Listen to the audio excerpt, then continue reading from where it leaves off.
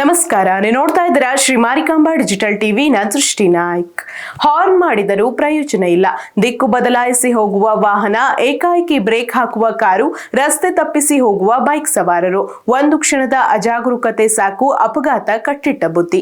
ಇದು ಶಿರಸಿ ನಗರದ ಪ್ರಮುಖ ರಸ್ತೆಗಳ ನೈಜ ಚಿತ್ರಣ. ಸಾವಿರಾರು ಜನರ ಓಡಾಟದಿಂದ ಸದಾ ಚಟುವಟಿಕೆಯಿಂದ ಇರುವ ಶಿರಸಿ ನಗರ ಈಗ ಮತ್ತೊಂದು ಕಾರಣಕ್ಕೆ ಸುದ್ದಿಯಾಗಿದೆ.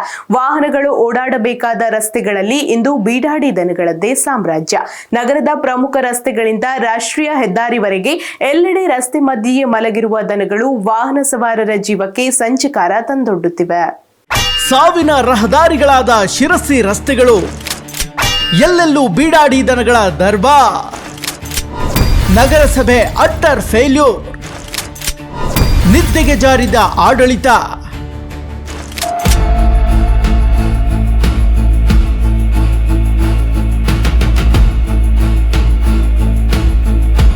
ಅಬ್ಬಬ್ಬ, ಇದು ಜನ ಓಡಾಡೋ ರಸ್ತೆ ಅಲ್ಲ, ದನ ಓಡಾಡೋ ರಸ್ತೆ. ರಸ್ತೆಗಳು ಸಾವಿನ ರಹದಾರಿಗಳಾಗ್ತಿವ್ಯಾ? ಹೌದು, ಇಂತಹದ್ದೊಂದು ಪ್ರಶ್ನೆ ಮೂಡೋದಕ್ಕೆ ಕಾರಣ ಜೀವಕ್ಕೆ ಸಂಚಕಾರ ತಂದೊಡ್ತಾ ಇರುವ ಬೀಡಾಡಿ ದನಗಳು.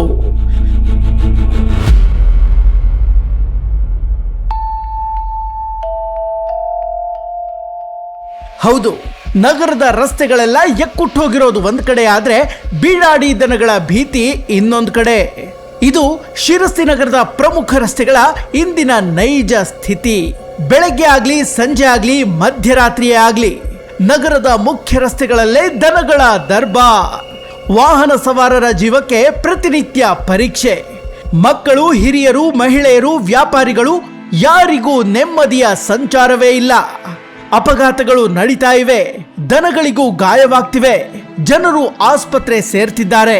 ಆದ್ರೆ ಒಂದೇ ಪ್ರಶ್ನೆ, ಇನ್ನೂ ಯಾಕೆ ಕ್ರಮವಾಗ್ತಿಲ್ಲ? ರಸ್ತೆ ಮಧ್ಯೆ ಕೃತಕ ಸ್ಪೀಡ್ ಬ್ರೇಕರ್. ಹಗಲು ರಾತ್ರಿ ದನಗಳದ್ದೇ ಸಾಮ್ರಾಜ್ಯ. ದಿನನಿತ್ಯ ಮುರಿತಾ ಇದೆ ಸವಾರರ ಕೈಕಾಲು. ಹೌದು, ರಾಷ್ಟ್ರೀಯ ಹೆದ್ದಾರಿ ಸೇರಿದಂತೆ ನಗರದ ಪ್ರತಿಯೊಂದು ವೃತ್ತಗಳು, ರಸ್ತೆಗಳು ಈಗ ಜಾನುವಾರುಗಳ ಸಾಮ್ರಾಜ್ಯವಾಗಿ ಮಾರ್ಪಟ್ಟಿವೆ. ನಿತ್ಯ ಸಾವಿರಾರು ವಾಹನಗಳು ಓಡಾಡುವ ಈ ರಸ್ತೆಗಳಲ್ಲಿ ದನಗಳು ಕೃತಕ ಸ್ಪೀಡ್ ಬ್ರೇಕರ್ಗಳಂತೆ ರಸ್ತೆ ಮಧ್ಯದಲ್ಲೇ ಮಲಗ್ತಾ ಇವೆ. ಹಗಲಿನಲ್ಲಿ ಹೇಗೋ ವಾಹನ ಸವಾರರು ತಪ್ಪಿಸ್ಕೊಂಡು ಹೋದ್ರೂ ರಾತ್ರಿಯ ಪರಿಸ್ಥಿತಿ ಮಾತ್ರ ಹೇಳತಿರದು.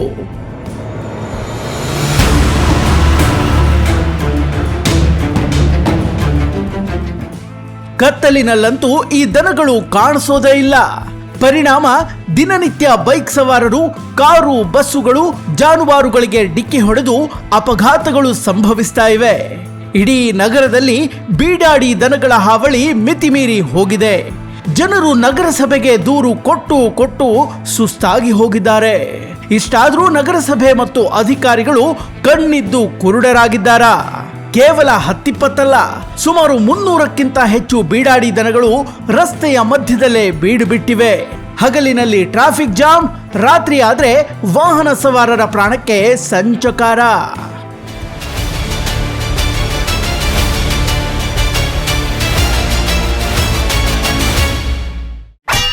ಸಂಸದರು, ಶಾಸಕರಿಂದ ಮೀಟಿಂಗ್, ನೋ ಯೂಸ್. ಹೌದು, ಸಂಸದರು, ಶಾಸಕರು ಒಟ್ಟಿಗೆ ಸೇರಿ ಕಳೆದ ಕೆಲವು ತಿಂಗಳ ಹಿಂದೆ ಮೀಟಿಂಗ್ ಮಾಡಿದ್ರು. ಅಧಿಕಾರಿಗಳಿಗೆ ಕ್ಲಾಸ್ ತಗೊಂಡು ಬೀಡಾಡಿ ದನಗಳ ಮಾಲೀಕರಿಗೆ ನೋಟಿಸ್ ಕೊಡ್ರಿ ಅಂದ್ರು, ದಂಡ ಹಾಕ್ರಿ ಅಂದ್ರು, ಗೋಶಾಲೆ ಸರಿ ಮಾಡೋಣ ಅಂದ್ರು. ಓಹೋ, ಯಾವುದು ವರ್ಕೌಟ್ ಆಗ್ಲಿಲ್ಲ. ಅಧಿಕಾರಿಗಳು ಗಾಢ ನಿದ್ರೆಯಲ್ಲಿದ್ದಂತೆ ಕಾಣಿಸ್ತಾ ಇದೆ. ಶಾಸಕರ ಆದೇಶಕ್ಕೂ ಕವಡೆ ಕಾಸಿನ ಕಿಮ್ಮತ್ತು ಕೊಟ್ಟಿಲ್ಲ ಇಲ್ಲಿನ ಆಡಳಿತ. ನೆಪಕ್ಕೆ ಎಂಬಂತೆ ಕ್ರಮ. ನಿಜಕ್ಕೂ ಈ ಬೇಜವಾಬ್ದಾರಿತನ ನೋಡಿದ್ರೆ ಸಾರ್ವಜನಿಕರ ಜೀವದ ಮೇಲೆ ಇವರಿಗೆ ಕಾಳಜಿನೇ ಇಲ್ಲ ಅನ್ನೋದು ಸ್ಪಷ್ಟವಾಗಿ ಗೊತ್ತಾಗ್ತಾ ಇದೆ. ದನಗಳ ಮಾಲೀಕರಿಗೂ ಜವಾಬ್ದಾರಿ ಬೇಡ್ವಾ? ಮುಲಾಜಿಲ್ದೆ ಆಕ್ಷನ್ ತಗೊಳ್ಳಿ ಅಂದ್ರು ಜನ. ಇತ್ತ ದನಗಳ ಮಾಲೀಕರಿಗೂ ಜವಾಬ್ದಾರಿ ಇದ್ದಂತಿಲ್ಲ. ಇದ್ದಿದ್ರೆ ರಸ್ತೆ ಮೇಲೆ ಓಡಾಡೋಕೆ ಯಾಕೆ ಬಿಡ್ತಿದ್ರು ಅಲ್ವಾ? ಹಾಲು ಕರೆಯುವಾಗ ಮಾತ್ರ ದನ ಬೇಕು, ಆಮೇಲೆ ರಸ್ತೆಗೆ ಬಿಟ್ಟು ಬಿಡ್ತಾರೆ. ನಡೆದುಕೊಂಡು ಹೋಗುವ ಶಾಲಾ ಮಕ್ಕಳು ಮತ್ತು ವೃದ್ಧರ ಮೇಲೆಯೂ ಈ ಬಿಡಾಡಿ ದನಗಳು ಮುಗಿಬಿದ್ದು ದಾಳಿ ಮಾಡ್ತಿವೆ. ಇಂತಹ ಬೀಡಾಡಿ ದನಗಳ ಮಾಲೀಕರ ಮೇಲೆ ಮುಲಾಜಿಲ್ಲದೆ ಕ್ರಮ ಕೈಗೊಳ್ಳಬೇಕು ಅನ್ನೋದು ಸಾರ್ವಜನಿಕರ ಒತ್ತಾಯ. ಮೂಕ ಪ್ರಾಣಿಗಳ ಜೀವಕ್ಕಿಲ್ವಾ ಬೆಲೆ? ಪ್ಲಾಸ್ಟಿಕ್ ತಿಂದು ಸಾಯ್ತಿವೆ ಜಾನುವಾರುಗಳು. ನಗರಸಭೆ ಕೊಂಡವಾಡೆಯು ವೇಸ್ಟ್. ಎಸ್, ಇಲ್ಲಿ ಬರೀ ಮನುಷ್ಯರ ಜೀವಕ್ಕೆ ಮಾತ್ರ ಕಂಟಕ ಬಂದಿಲ್ಲ, ಮೂಕ ಜಾನುವಾರುಗಳ ಸ್ಥಿತಿಯು ಅಯೋಮಯ. ರಸ್ತೆ ಬದಿಯ ಕಸದ ತೊಟ್ಟಿಗಳನ್ನ ಕೆದಕುವ ಈ ದನಗಳು ಪ್ಲಾಸ್ಟಿಕ್ ತಿಂದು ಹೊಟ್ಟೆ ಉಬ್ಬಿಸಿಕೊಂಡು ಸಾಯ್ತಾ ಇವೆ. ವಾಹನಗಳು ಡಿಕ್ಕಿ ಹೊಡೆದು ಕೈಕಾಲು ಮುರಿದುಕೊಂಡು ರಸ್ತೆಯಲ್ಲೇ ನರಳಾಡ್ತಿವೆ. ಇವುಗಳಿಗೆ ಕನಿಷ್ಠ ಚಿಕಿತ್ಸೆ ನೀಡುವ ಸೌಜನ್ಯವೂ ಯಾರಿಗೂ ಇಲ್ಲ. ನಗರಸಭೆಯಲ್ಲಿ ದನಗಳನ್ನ ಕೂಡಿ ಹಾಕೋದಕ್ಕೆ ಒಂದು ಕೊಂಡವಾಡೆ ವ್ಯವಸ್ಥೆಯೂ ಸರಿಯಾಗಿ ಇಲ್ಲದಿರೋದು ಶಿರಸಿ ಆಡಳಿತದ ಅಸಮರ್ಥತೆಗೆ ಹಿಡಿದ ಕೈಗನ್ನಡಿಯಾಗಿದೆ. ನಗರಸಭೆ ಕೋಟ್ಯಂತರ ರೂಪಾಯಿ ವೆಚ್ಚದಲ್ಲಿ ಗೋಶಾಲೆಯನ್ನೇನೋ ನಿರ್ಮಾಣ ಮಾಡಿತ್ತು, ಆದ್ರೆ ಅದನ್ನ ಸರಿಯಾಗಿ ನಿರ್ವಹಣೆ ಮಾಡ್ತಿಲ್ಲ.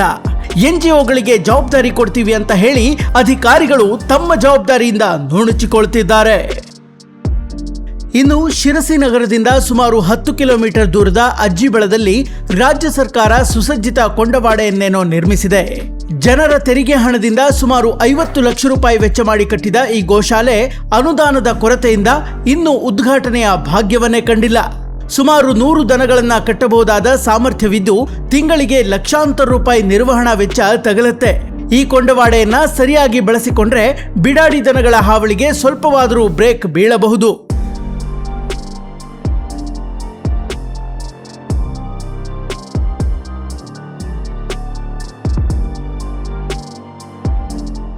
ನಮ್ಮಲ್ಲಿ ಈಗ ಅಜ್ಜಿಬಳ ಗೋಶಾಲೆಯಲ್ಲಿ ಒಂದು ಗೋಶಾಲೆ ಅಂತ ನಿರ್ಮಾಣ ಮಾಡಿದ್ದಾರೆ. ಅದು ಮಾಡಿ ಸುಮಾರು 1.5 ವರ್ಷ ಆಗ್ತಾ ಬಂತು. ಅಲ್ಲಿ ಕಟ್ಟಡ ಎಲ್ಲ ಕಂಪ್ಲೀಟ್ ಆಗಿದೆ. ಇನ್ನು ಅಂದರೆ ಅದಕ್ಕೆ ಅನುದಾನ ಕೊರತೆ ಇರೋದ್ರಿಂದ ಅದು ಕಾರ್ಯಪ್ರಾರಂಭ ಆಗಿಲ್ಲ. ಅದಕ್ಕೆ ಸುಮಾರು 100 ದನಗಳಿಗೆ ಕೊಡುವಂಥ ಒಂದು ಕೆಪಾಸಿಟಿ ಇದೆ ಕನ್ಸ್ಟ್ರಕ್ಷನ್ ಮಾಡಿರೋದು. ಅದಕ್ಕೆ ಸುಮಾರು ಒಂದು ವರ್ಷಕ್ಕೆ 50ರಿಂದ 60 ಲಕ್ಷ ದುಡ್ಡು ಬೇಕಾಗ್ತದೆ. ಸಪೋಸ್ ಅಲ್ಲಿ ನಾವೊಂದು 100 ದಿನಗಳನ್ನು ಹಾಕಿದರೆ ಅದರಲ್ಲಿ ಎಲ್ಲದೂ ಬರ್ತದೆ. ಅದಕ್ಕೆ ಆಹಾರ ಬರ್ತದೆ, ಆಮೇಲೆ ಅದರಲ್ಲಿ ಹೊರಗುತ್ತಿಗೆ ನೌಕರರು ಕೆಲಸ ಮಾಡೋರಿಗೆ ಬರ್ತದೆ, ಆಮೇಲೆ ಮೇವು ಕತ್ತರಿಸುವ ಯಂತ್ರ ಕೂಡ ಅದಕ್ಕೂ ಕೂಡ ಬರ್ತದೆ, ಆಮೇಲೆ ಇತರೆ ಖರ್ಚುಗಳು ಅಂತ ಹೇಳ್ಬಿಟ್ಟು ಅದಕ್ಕೂ ಕೂಡ ಎಲ್ಲ ಬರ್ತದೆ. ಏನೋ ರಾಸುಗಳ ನಿರ್ವಹಣೆ, ಮೇವು ಅಭಿವೃದ್ಧಿ ಅಂತ ಹೇಳ್ಬಿಟ್ಟು ಎಲ್ಲಕ್ಕೂ ಸೇರಿ ಒಂದು ವರ್ಷಕ್ಕೆ ಕಡಿಮೆ ಅಂದರೂ 50ರಿಂದ 60 ಲಕ್ಷ ರೂಪಾಯಿಗಳು ನಾನು ಬೇಕಾಗಿರುತ್ತದೆ. ನಾವು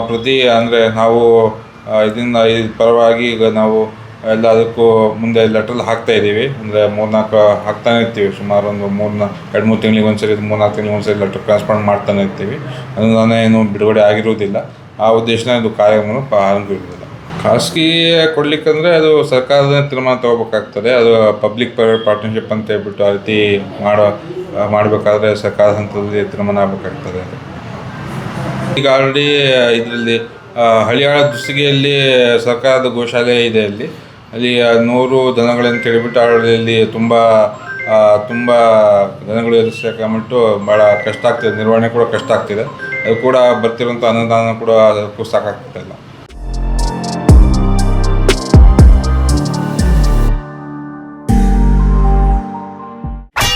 ನಮ್ಮ ಪ್ರಶ್ನೆಗಳಿಗೆ ಉತ್ತರಿಸಿ ಶಾಸಕರೇ, ಅಧಿಕಾರಿಗಳೇ. ಈಗ ನಮ್ಮ ಒಂದಷ್ಟು ಪ್ರಶ್ನೆಗಳಿಗೆ ಶಾಸಕರು, ಅಧಿಕಾರಿಗಳು ಉತ್ತರಿಸಲೇಬೇಕು. ಮೀಟಿಂಗ್ ಮಾಡಿ ಆದೇಶ ನೀಡಿದ್ರು ಕ್ರಮ ಯಾಕೆ ಕೈಗೊಳ್ತಾ ಇಲ್ಲ? ರಸ್ತೆಯಲ್ಲಿ ಹೋಗುವ ಜನರ ಜೀವ ಹೋದ್ರೆ ಅದಕ್ಕೆ ಹೊಣೆ ಯಾರು? ಜಾನುವಾರುಗಳ ಮಾಲೀಕರಿಗೆ ನೋಟಿಸ್ ನೀಡಿ ದಂಡ ವಸೂಲಿ ಮಾಡೋದಕ್ಕೆ ಮುಹೂರ್ತ ಬೇಕಾ? ಇನ್ನು ಶಾಸಕರು ಕೇವಲ ಮೀಟಿಂಗ್ ಮಾಡಿಬಿಟ್ರೆ ಸಾಕಾಗತ್ತಾ? ಇಂಪ್ಲಿಮೆಂಟ್ ಆಗ್ತಾ ಇದೆಯಾ ಇಲ್ವಾ ಅನ್ನೋದನ್ನ ನೋಡ್ಬೇಕಲ್ವಾ? ಈ ಎಲ್ಲ ಪ್ರಶ್ನೆಗಳಿಗೂ ಉತ್ತರ ಕೊಡ್ಲೇಬೇಕು. ಜೊತೆಗೆ ಇನ್ನಾದ್ರೂ ಸ್ಥಳೀಯ ಆಡಳಿತ ಎಚ್ಚೆತ್ತು ತಕ್ಷಣವೇ ಬೀಡಾಡಿ ದನಗಳನ್ನ ಹಿಡಿದು ಸುರಕ್ಷಿತ ಆಶ್ರಯ ತಾಣಗಳಿಗೆ ರವಾನಿಸಬೇಕು. ದನಗಳ ಮಾಲೀಕರ ವಿರುದ್ಧ ಸೂಕ್ತ ಕ್ರಮ ಕೈಗೊಳ್ಳಬೇಕು. ಇಲ್ಲದೇ ಇದ್ರೆ ಶಿರಸಿಯ ಜನ ಉಗ್ರ ಪ್ರತಿಭಟನೆ ಮಾಡುವ ದಿನ ದೂರವಿಲ್ಲ. Special bureau, Marikamba digital TV.